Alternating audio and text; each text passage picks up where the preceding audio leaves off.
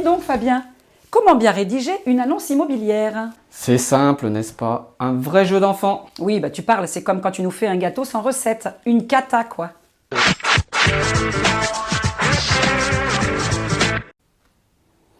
Quand on rédige une annonce, il y a des règles à respecter. On ne fait pas n'importe quoi. C'est comme quand on fait un gâteau, Fabien. Il faut bien une recette. On n'est quand même pas tous des Maminova.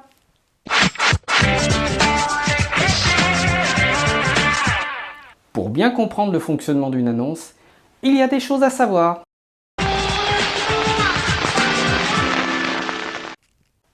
Alors pour ne pas se tromper, il faut comprendre le fonctionnement et l'objectif de l'annonce. Car oui, il y a des choses à savoir et à ne pas faire.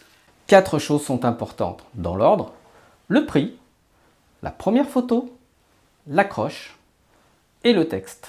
On va commencer par la chose la plus importante, qui est évidemment le prix. Et on s'entend bien sûr que le prix a été validé en amont et que le bien est au prix du marché. Sinon, les acquéreurs ne verront pas votre annonce, puisqu'elle n'apparaîtra pas dans leurs critères de recherche, notamment budgétaires. Après le prix, vient le choix de la photo principale. Ah, mais Isabelle, il y a plein de photos dans les annonces, il suffit juste de visualiser. Eh bien non, Fabien. La première photo doit attirer l'œil pour permettre à l'acquéreur de se projeter et de vouloir en savoir plus. Il faut mettre une photo du point fort du bien. La vue dégagée, la mer, la terrasse, un magnifique salon, et pas comme je l'ai déjà vu, les toilettes, et oui. Et surtout, bannissez les photos verticales et sombres qui réduisent les volumes.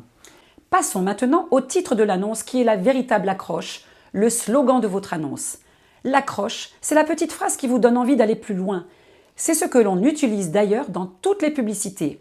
Alors pourquoi ne pas l'utiliser également en immobilier? L'accroche doit être courte et efficace. Elle doit apporter de l'information non visible sur la photo, mais importante pour donner de la valeur au bien.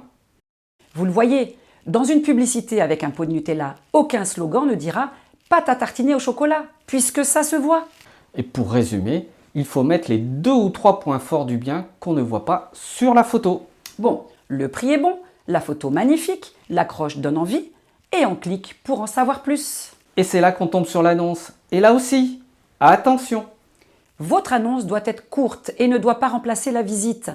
Elle doit aller à l'essentiel. Pas de phrases longues, ne pas utiliser des superlatifs à chaque ligne. N'oubliez pas que votre acquéreur va faire marcher son imagination et risque d'être particulièrement déçu lors de la visite si les superlatifs ne sont pas au rendez-vous. Pas de choses compliquées. Tout doit être facile à comprendre et intuitif. Attention à l'utilisation, voire à la surutilisation des abréviations à longueur de phrase, que personne ne comprend d'ailleurs. Il y a un ordre logique dans une annonce, comme dans une recette de gâteau.